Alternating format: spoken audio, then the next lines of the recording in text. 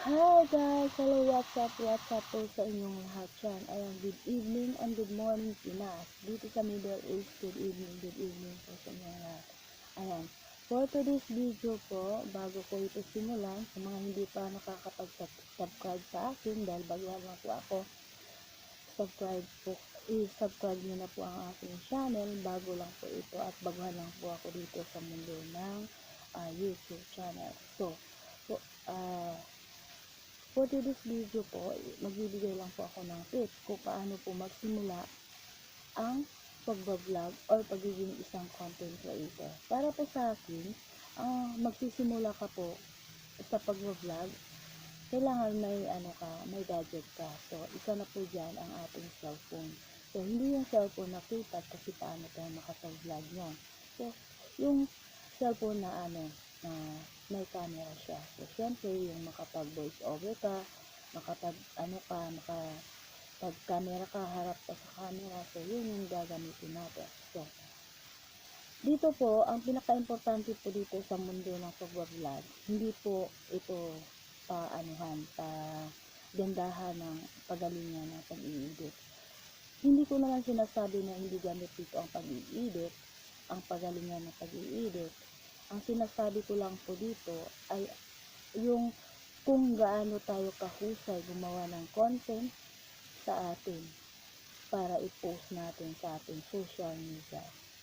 So, hahatakin tayo ng mga ibang content creator o kaya yung mga manonood sa atin, yung mga followers natin kapag maganda yung magawa natin content.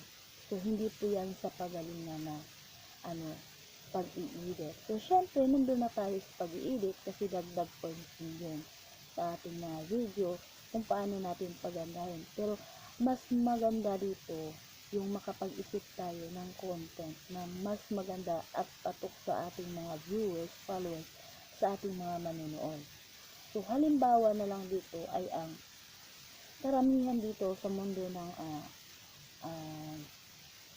YouTube at saka dito sa Facebook Reels, may tutorial po sila. So, kung may talent ka, matalino ka sa mga tutorial tungkol sa mga pasikot-sikot ng Facebook Reels, sa Facebook, sa YouTube, o Instagram, kung paano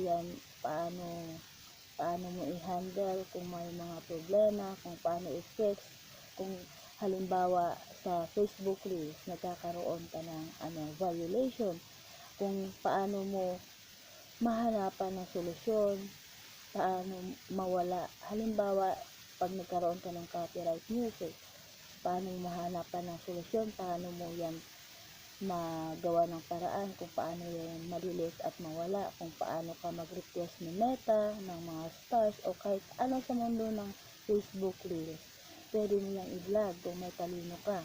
So, isa yan sa patok ngayon sa YouTuber, sa ating mga YouTuber, sa ating mga content creator, di ba?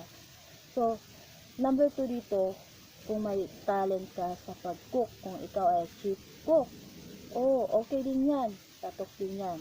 So, ang pinakasikat ngayon dito sa social media na based sa aking experience or sa aking nakikita dito sa social media ay ang pagiging isang comedian. So, kung komedyante ka, pwede mong i-vlog yan. Kung ano-ano na lang, kung pwede kang mag-vlog sa sarili mo, yung mga daily works mo, yun, pwede mo yung i-vlog. Pwede kang mag-create ng content dyan. Yan yung i-create mo. Dito sa akin kasi, mix ito kasi minsan, nagta-travel, kaya ginagawa ko sa aking description sa YouTube channel, ginagawa kong mix vlogs. Kasi kung ano-ano yung naisip ko, pumapasok sa utak ko, at kung ano yung idea ko, kung paano ako gagawa ng content, depende na lang yung sa atin kung ano yung gusto nyo, pinakagusto nyo. So, yun lang. So, sa mga content creator na baguhan na katulad ko, huwag kayong mawala ng pag-asa, at lalo na sa pumapasok sa Reels, huwag kayong mawala ng pag-asa. At laging updated lang kayo na mag-upload. Consistent lang kayo na mag-upload everyday ng inyong mga content. So, wag lang yung mga content na below the belt ha, yung mga nilalabag natin ang community guidelines ni Meta dito sa mundo ng Facebook Reels. So, para maiwasan ho natin ang violation. So, yun lang ang isa sa mga tip ko sa mga baguhan pa po, at ako po ay baguhan din po. Paki-subscribe na lang po sa aking channel, at na lang sa at yun lang, paki-subscribe po sa aking channel, at kung para may bago tayong update na upload na mga video, updated po kayo. So, salamat, at maraming salamat po sa mga nag-follow sa akin, sa mga viewers. So, may isa po akong post na 10.2k po ang viewers doon. So, maraming salamat, and God bless. Wag tayong mawawala ng pag-asa, lalo na sa mga bagang. So, good luck sa ating lahat.